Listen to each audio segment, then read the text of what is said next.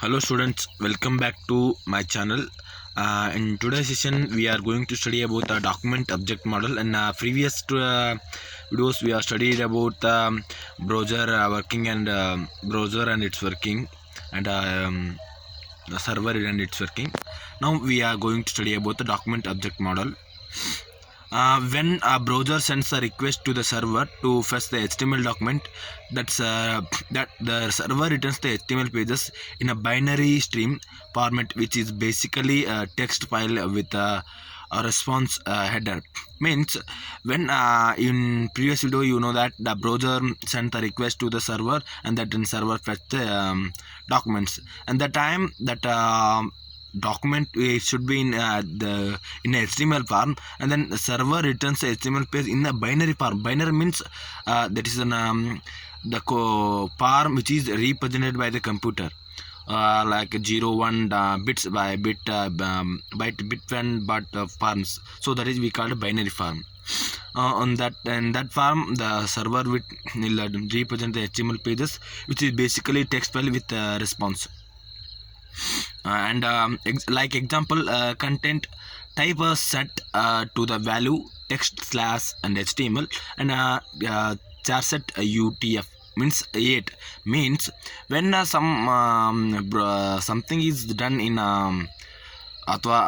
means something is sent in browser. That time the browser text slash HTML is MIME type, which tells the browser that is the HTML documents.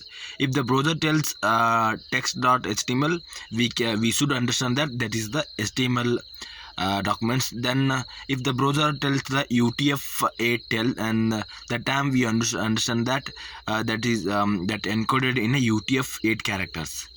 So using this information, the browser can convert the binary format into readable text.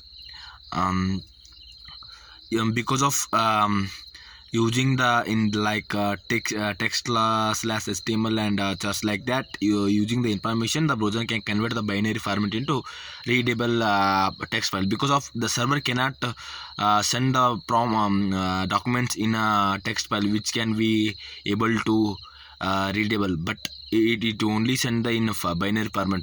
If you want to means read that should be converted into readable from binary, so that work is done by the browser. If this header is missing, the browser would not understand how to process the file, and it will render in a plain text format. If the browser cannot display like a text slash HTML in it like that, the time it cannot able to display something. But if after that, but if everything is okay, after sometimes after the conversation, the browser can start rendering HTML documents. These are some examples which our document could look like this in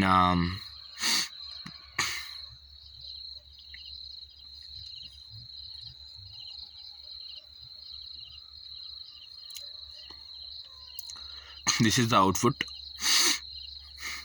And now we are going to study about the DOM and DOM tree, that is CSM and RNNT, how to the process is go actually done in a browser to display the content.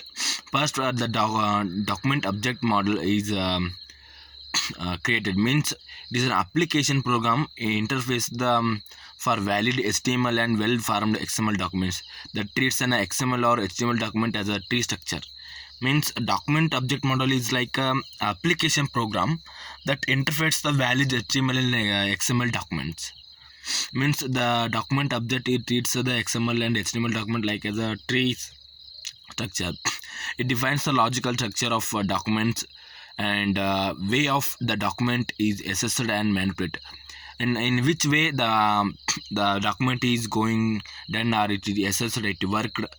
That should be explained by this document object model, and it also explain the structure of that document, how it look like, and like that. Wherein each node is an object represent a part of document. In a document, there are different type of nodes are there that is represent the different objects. Each branch of the tree ends in a node, and each node contains the different object. When the browser needs reads the HTML code, whenever it can encounters an HTML elements like a HTML body, division, etc., it creates a JavaScript object called a node. When the browser reads HTML and XML like that document, that time the HTML encrypts the some elements like HTML and body, division, etc. Then after that encryptment, that after that reading, that creates the nodes in JavaScript. So all HTML elements will be converted into JavaScript object. After the browser has created the nodes from the HTML documents, it has to create a tree-like structure of this node object. So this is the one of the example which look like a tree, and this is the document object model. Okay, these are the nodes. These are the nodes and head. These are the elements and the text h1. These are the nodes which represent the different objects, and this is also one of the example. If it is the program or it is a document, it's actually look in the computer or browser like this.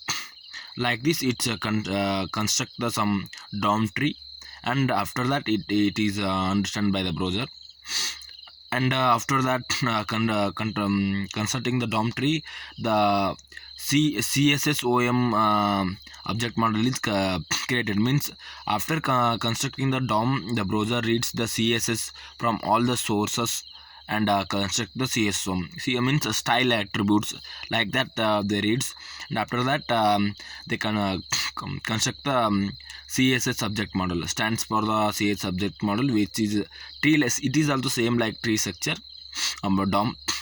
Each node in this tree contains the CSS style information, what will be applied to the DOM elements, like that only, same like that in CSSOM also. But CSSOM, however, does not contain the DOM elements which cannot be printed on screen, like means title like that. It cannot be contained. This is the one of the example for CSSOM DOM tree object model. This is the DOM tree, and this is the CSSOM. That one is different. This one, in this only the style is only style attribute only displayed because of body, font size, and like that. In this it happened, and color like that, only style. After that DOM tree and CSSOM constructed together, we collect or we get the rendering tree. So then after completing the rendering tree, then we will only able to get the or see the in a web browser. So for this for a rendering tree, you have to first do the DOM tree and CSSOM by the web browser. So rendering tree is also tree-like structure constructed by the combined DOM and CSSOM tree together. The browser has calculated the layout of each visible elements and find them on the screen. For that, browser use this render tree. Hence, unless the render tree isn't constructed, then nothing is going to get printed on the screen, which is why we need both DOM and CSS tree. Once the render tree is constructed, then the browser starts the rendering individual elements on the screen. Some operations are done in the rendering tree to done works or to complete the rendering tree. So first one is layout operation and find operation and composition operation. And first we are looking at layout operation. First, browser creates a layout of each individual render tree node. Means the structure or the what is the constant place or what is the space which is required, like that. The layout is the first the layout is considered by the browser. After that, consists of size of each node in a pixel and where it will be printed on screen, like that it will be constructed. This process is called layout. since the browser is calculated the layout information of each node. The process is also called as the reflow or browser reflow. It can also occur when you scroll or resize the window or manipulate DOM elements. So that's why it is called as a reflow, because of when we scroll or and zoom like that, the time it should be recalled that size of that or style of that CSOM and everything is changed. So that time it reflow means it will be reconstructed. So that's why we call it as browser reflow. And next one is paint operation. Now we have list of geometric that need to be printed on the screen. Since elements in the render tree can overlap each other, and they can have a CSS properties that make them frequently change the look and position or geometry, the browser creates a layer for it.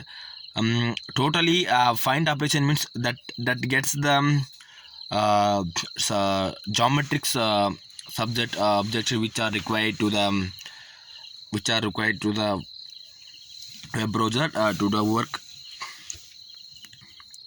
And after creating a layout helps the browser efficiently perform the painting operation and throughout the life cycle of web pages, such as while scrolling or resizing the browser window.